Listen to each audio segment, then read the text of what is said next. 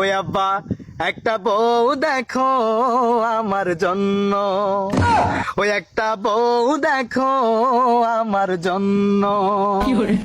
শীতের রাইতে ঘুমানো যায় না একটা বউয়েরই জন্য।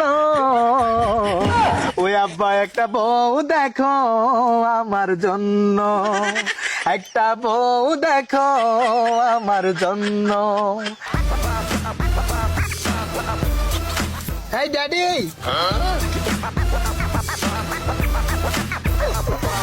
কি করে আপু? দেখতেছো না কি করি? হ্যান্ডসাম করার সময় আছে আমার। না আসলে তুমি যে কাজ করতেছো এটা তো আমি দেখতেই পারতেছি। যদিও আমি আসলে খেতে খামারে তেমন একটা আসি না, যেহেতু ঢাকায় থাকি। হ্যাঁ, তো বিষয়টা হচ্ছে আব্বা, আমার বাবা তো অনেক ভালো। আসলে প্রত্যেক পেশার মানুষকে সম্মান দেওয়া উচিত, আমাদের প্রত্যেকটা কাজকে সম্মান করা উচিত।